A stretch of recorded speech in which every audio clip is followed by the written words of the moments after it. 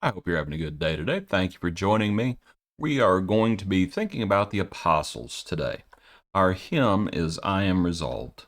I am resolved no longer to linger, charmed by the world's delight. Things that are higher, things that are nobler, these have allured my sight. I will hasten to him, hasten so glad and free. Jesus, greatest, highest, I will come to thee.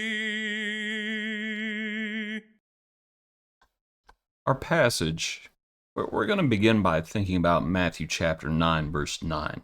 We've touched on some of the other apostles, touched on the fishermen, such things as that. But here in Matthew chapter 9 is when Jesus calls Matthew. Verse 9, as Jesus passed on from there, he saw a man named Matthew sitting at the tax office, and he said to him, "Follow me." So he arose and followed him. Now it happened, as Jesus sat at the table in the house, that behold, many tax collectors and sinners came and sat down with him and his disciples. I heard of a fellow who made a good point one time, as this is Matthew's gospel. Matthew omits something from his gospel, and you see it in the others. The others talk about how it was a great feast, and Matthew does not take it upon himself to mention that.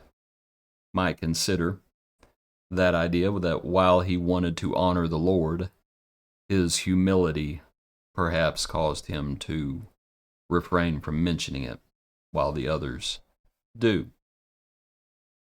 But we think about the disciples, we think about the apostles. Our hymn, I Am Resolved. Jesus says, "Follow me," and they followed him. I would suggest they obviously knew at least a bit about who he was. Doesn't make sense that they would just get up and follow him if they did not. Don't think it was a miraculous thing. Don't think it was against their will. Don't think it was anything like that. Think they had seen and heard. So when the Lord said, "Follow me," they followed. And with Matthew, this would have been, and with others that we know of, the fishermen. They left their nets behind. Matthew gets up. Another point that sometimes people make. He may have left his occupation behind, but he did not leave his pen behind, as he's going to, of course, write the gospel. But here, as we consider it, and we think about being resolved to follow the Lord, and you have to look beyond. Let me look back at our hymn. Charmed by the world's delights, things that are higher, things that are nobler, these have allured my sight. And that's the point. You have to follow the Lord. And so livelihoods, they chose Jesus over their livelihood. That's what they did. And doesn't mean that the Lord wants us to quit our job and such things as that, but those men, they did. They left their livelihoods behind.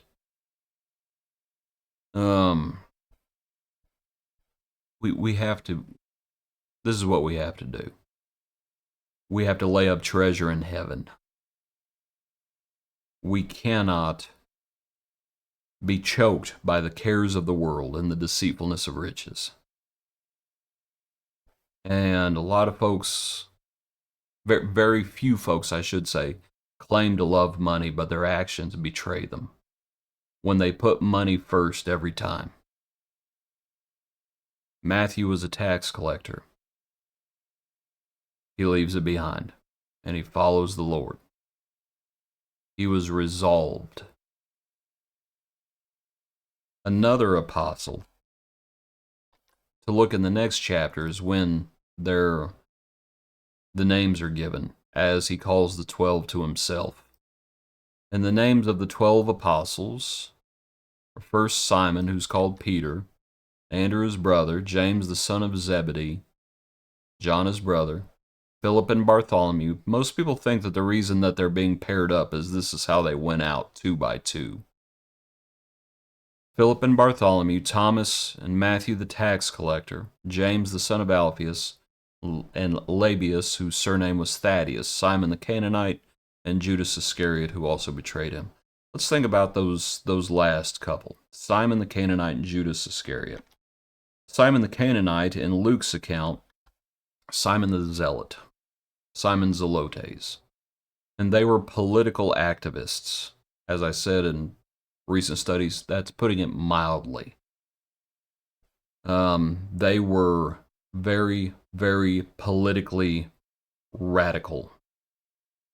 Not above murder. Not saying Simon the Zealot was a murderer, but that political party that was well known of, Josephus writes about it, and they speak about the zeal they had, that if they found someone caught in adultery, they would kill them. If they found someone who was worshiping an idol, they would kill them. They had that sort of zeal, that sort of Old Testament mentality. And with that, you might think about the woman caught in adultery.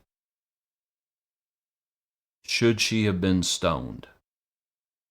Under the old law, answer the question, and then read what Jesus says. Neither do I condemn you, go and sin no more. The Zealots would have stoned her. They had to learn different. What Simon the Zealot had to do in his resolve was to come past his political activism. Right? They were political activists, hated the Romans, despised the Romans, and they were zealous. They were zealous in their nationalism. He had to come past that. That's what he had to do. In his resolve, he had to resolve to come past that. And that's what we have to do. We can get caught up in political nationalism. We can get caught up in politics. And we have to come past such things. We just do. There is only one answer, and it's the Lord. No one else is the Messiah. So people need to remember that our citizenship is in heaven. And this world and this country, whatever country you're in, it is not your home. We look forward to a heavenly country. We have to remember that. We have to be resolved, setting our mind on things above. Now Judas Iscariot. He was numbered with the 12. He was a part of the ministry, according to the book of Acts. And what happened? He lost his resolve. We need to be very, very careful to make sure we don't do the same. You think about what ensnared Judas, and you could talk about money. Again, you could talk about that. May have had different motives, whatever it was. Cares of the world. We know he was a thief. But at one point he was resolved to follow Jesus. And he lost that resolve. And as the Lord institutes the Lord's Supper and you have that whole scene, the devil had filled his heart. His resolve to follow the Lord is gone. And he betrays Jesus. We have to be very, very careful to not lose our resolve. We must be faithful until death. We must cross the finish line faithfully. We have to run with endurance, and we are not crowned unless we run according to the rules. So we are resolved. Appreciate you. Hope you have a good day. Join us tomorrow for another portion of our daily praise.